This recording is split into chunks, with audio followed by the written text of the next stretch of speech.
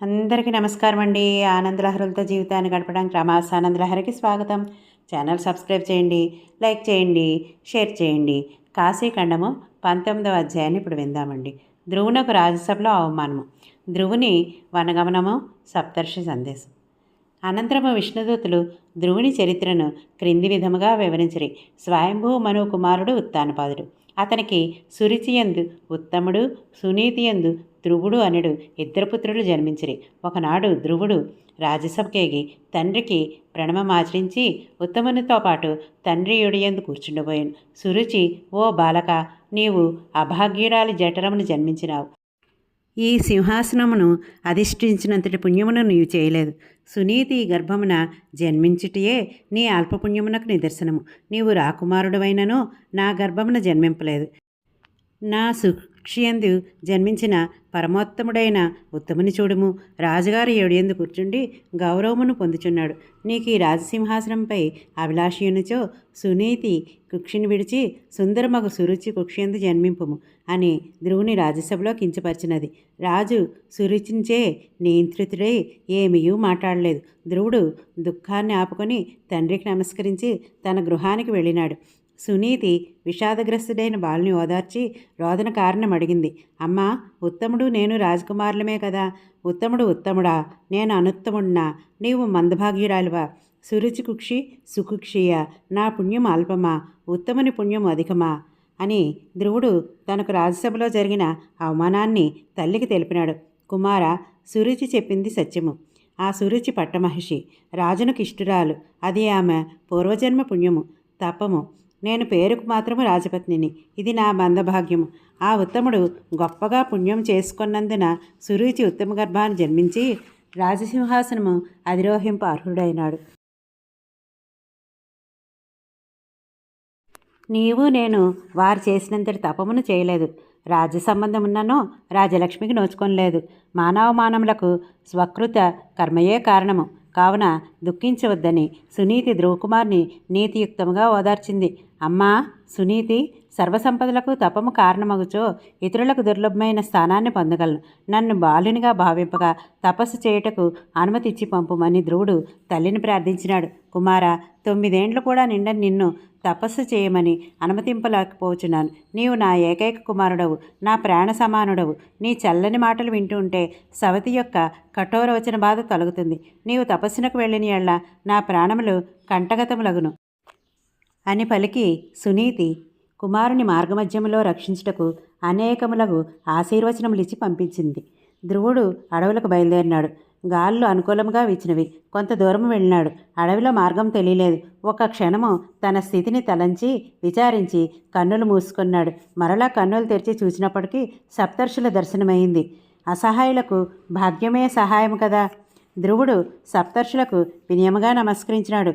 ఓ మునివర్లారా, నేను ఉత్తానపాదుని కుమారుణ్ణు, సునీతి గర్భసంజాతుడును, దుఃఖములో మునిగినవాడను.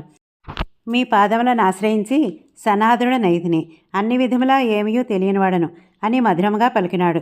సప్తర్షులు దుఃఖమునకు కారణమును తెలుపమన్రి. ధ్రువుడు తనకు తల్లికి జరిగిన అవమానాన్ని వారికి విన్నవించినాడు. ఓ ముల్లారా, ఉత్తముడే ఉత్తానపాదుని సింహాసనమును అధిష్ఠించునుగాక.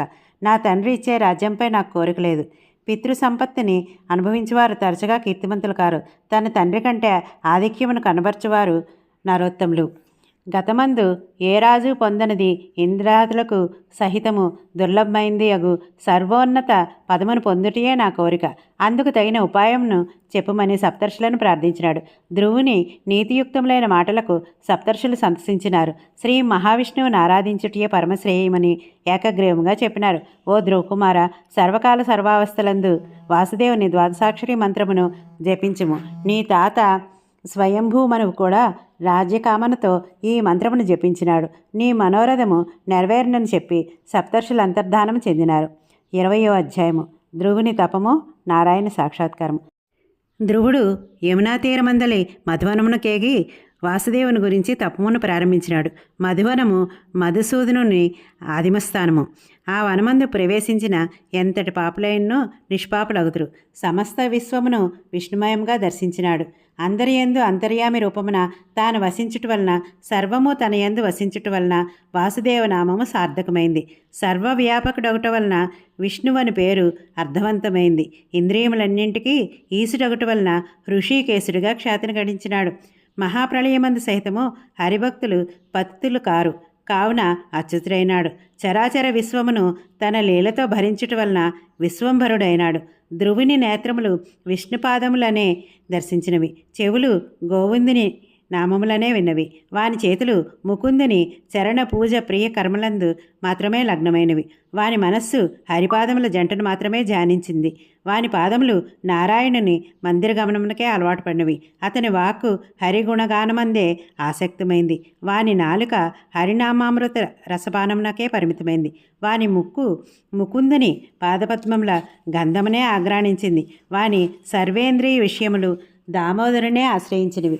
ధ్రువుని తేజస్సు ముందు చంద్ర సూర్యాగ్ని నక్షత్రముల తేజస్సులు వెలవెలబోయినవి. పంచభూతములు ఆ బాలుని సేవించినాయి. దిక్పాలకాదులు తమ పదవులకు భంగం కలుగునేమోయని భీతులైనారు. దేవేంద్రుడు ధ్రువుని భయపెట్టి తపము నుండి విరమింపచేయుటకు భయంకరమగు భూతసమూహములను పంపినాడు.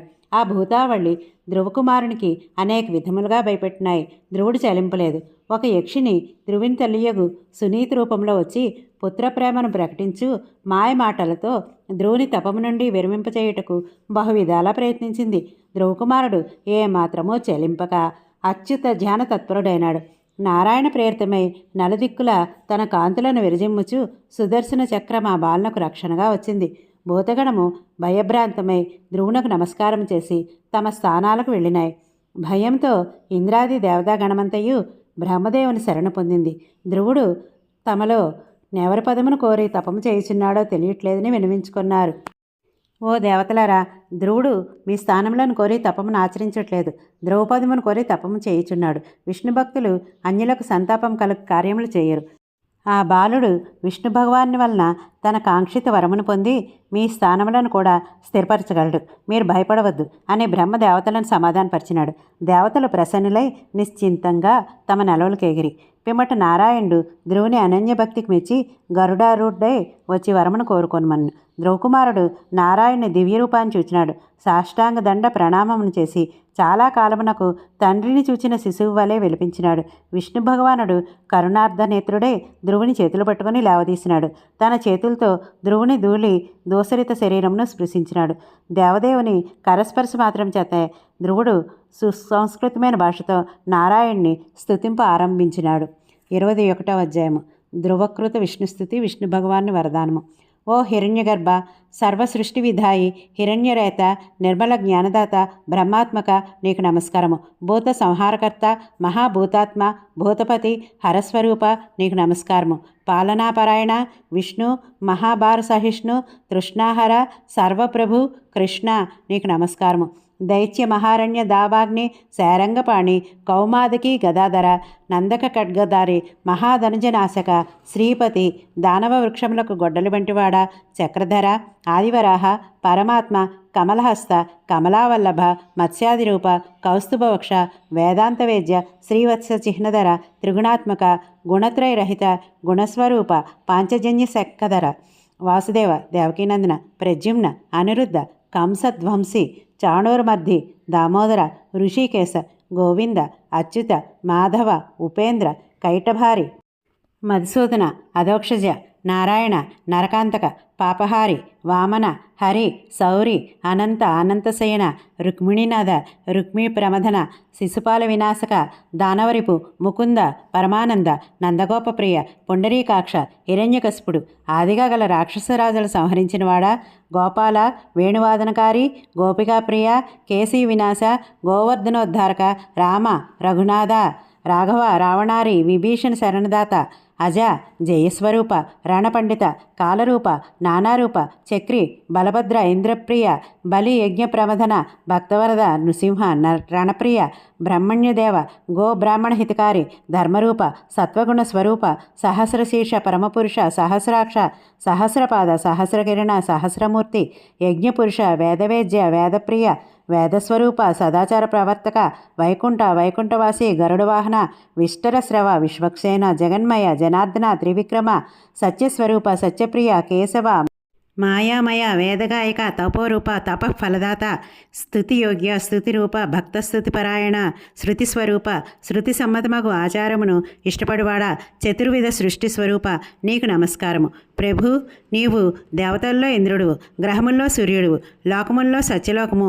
సముద్రాల్లో క్షీరసముద్రము, నదుల్లో గంగ, సరస్సుల్లో మానస సరోవరము, పర్వతాల్లో హిమవంతము, గోవులలో కామధేనువు, ధాతువుల్లో బంగారము, శిలలో స్ఫటికము, పుష్పాల్లో నల్లకలువ, వృక్షముల్లో తులసి, పూజనీయ శిలల్లో సాలగ్రామ శిల, ముక్తి క్షేత్రముల్లో కాశీ, తీర్థముల్లో ప్రయాగ, రంగుల్లో తెలుపు, మానవుల్లో బ్రాహ్మణుడు, పక్షుల్లో గరుడు, వేదముల్లో ఉపనిషత్తు, మంత్రముల్లో ఓంకారము, అక్షరాల్లో ఆకారము, యజ్ఞకర్తల్లో చంద్రుడు, ప్రతాపశీలుర్లో అగ్ని, సహనశీలుర్లో భూమి, దాతల్లో మేఘము, పవిత్రుల్లో పవిత్రుడు, శస్త్రముల్లో ధనస్సు, వేగగాముల్లో గాలి, ఇంద్రియాల్లో మనస్సు, అభయకర్తల్లో చెయ్యి, వ్యాపకముల్లో ఆకాశము, ఆత్మల్లో పరమాత్మ, నిత్యకర్మల్లో సంధ్యోపాసన, యజ్ఞముల్లో అశ్వమేధము, దానముల్లో అభయదానము, లాభముల్లో పుత్రలాభము, ఋతువుల్లో వసంతము, యుగముల్లో కృతయుగము, తిథుల్లో అమావాస్య, నక్షత్రముల్లో పుష్యమి, పర్వముల్లో సంక్రాంతి, యోగముల్లో వ్యతిపాత యోగము, తృణముల్లో దర్భ,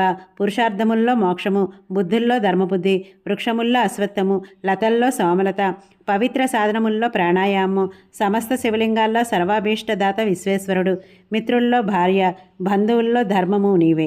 చరాచర ప్రపంచంలో నీకంటే భిన్నమైనది లేదు. నీవే తల్లివి తండ్రివి సకుడవు, నీవే సౌఖ్యము, నీవే ఆయువు, నీ నామకథా స్మరణమే తపము, నీ నిమిత్తము వ్యయమనర్చిన ధనమే సుధనము, నిన్ను పూజించు కాలమే సఫలమగు కాలము, నీ పాదోదక పానము సర్వరోగహరము, వాసుదేవ నామోచ్చారణం వలన సర్వ పాపములు నశించును. నారాయణ కంటే భిన్నముగా ధర్మార్థ కామ మోక్షము లేవు. హరి అర్చన సర్వ మనోరథ ప్రదము, వాసుదేవుని చరణయుగల ధ్యానము సర్వోత్తమము లక్ష్మీప్రదము. ప్రభు, నీ ప్రసాద సేవనము పురోడాస భక్షణంతో సమానము. నీ పాదోదకంతో కూడిన శంఖజలంతో స్నానము గంగా స్నానం వలె పుణ్యప్రదము. తులసి దళంతో సాలగ్రామమును పూజించిన వారు దేవలోకంలో పారిజాత పుష్పహారములతో పూజింపబడుదురు. ఏ కులసుడైనను నీ యందు భక్తి కలవాడు సర్వోత్తముడు. గోపీచందన లిప్తాంగుడై శంఖ చక్ర చిహ్నితుడైన వాని దర్శనం సర్వపాపహరము. హరినామమును ఉచ్చరించుచు నొస్ట గోపీచందనమును ధరించి వక్షంపై తులసీమాల ఉన్నవారిని యమభట్లు సమీపింపరు. గోపీచందనము, తులసి, శంఖము, సాలగ్రామము, ద్వారకా చక్రము ఉన్న గృహముల్లో పాపభయం ఉండదు. సర్వత్రా నిన్నే వీక్షించున్నాను. హరి అను రెండక్షరములు సర్వపాపములు హరించును. నీవు అంతర్వ్యామి రూపంలో అందరి హృదయమున వసింతువు. లోపల బయట నిన్ను తప్ప ఇతరులను ఎరుంగను అని ధ్రువుడు విష్ణువుని స్తుతించెను. విష్ణువు ప్రసన్నుడై, ఓ ధ్రువ, నీ మనోరథమును నేనెరుగుదును. అన్నము వలన భూతములు ఉద్భవించిన అన్నమునకు వర్షమునకు కారణము, ఆ వర్షమునకు సూర్యుడు కారణము. నీవు సూర్యునకు కూడా ఆధారమగుదువు. నిరంతరము ఆకాశంలో తిరుగుచుండు గ్రహ నక్షత్రాది జ్యోతిష్చక్రమునకు నీవు ఆధారముగా ఉందువు. కల్పాంతం వరకు ద్రౌపదమునందుండేది. ఈ పదము మన్వాదులకు ఇంద్రాదులకు కూడా దుర్లభమైంది. నీ తల్లి సునీతి ధ్రువమండలమందు నీతో సంచరించుచు నీ సమీపమున ఉండగలదు. త్రికాలములందు ఈ ధ్రువస్థుతిని పఠించటం వలన బ్రహ్మహత్యాది పాపములు నశించును, సర్వసుఖములు కలుగును. నా భక్తులు ధ్రువస్థుతిని పఠింపవలను. ఈ స్థుతిని పఠించిన ఎళ్ళ సర్వతీర్థ స్నాన ఫలము కలుగును. సర్వకర్మలు సర్వజపములు మాని ఈ ధ్రువస్థుతి పఠింపదగింది అనే వరములను ధ్రువునకు అనుగ్రహించినాడు. విష్ణుకృత కాశీ ప్రశంస. ఓ ధ్రువ, ఇప్పుడు నేను వారణాసికి వెళుచున్నాను. కాశీయందు మోక్షకారకుడైన నేను విశ్వేశ్వరుడు ఉన్నాడు. విశ్వనాథుడు మరణ సమయమున ప్రాణులకు చెవియందు కర్మ నిర్మూలన సమర్థమైన తారక మంత్రమును ఉపదేశించును. ఆనందకాననము పరమానందమునకు స్థానము, ముక్తిక్షేత్రము. ఆనందకానమును విడిచి అన్యత్ర నివసించే వారికి సుఖమెక్కడిది?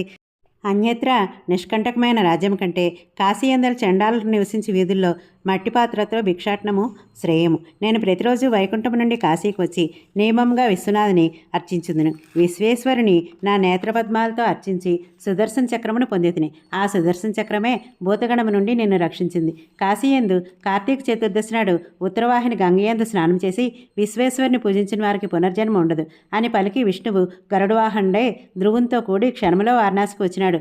పంచక్రోశ సీమలో గరుడవాహనం దిగి ధ్రువుని చేతిని పట్టుకొని మణికర్ణికలో స్నానం చేసి విశ్వనాథుని పూజించినాడు.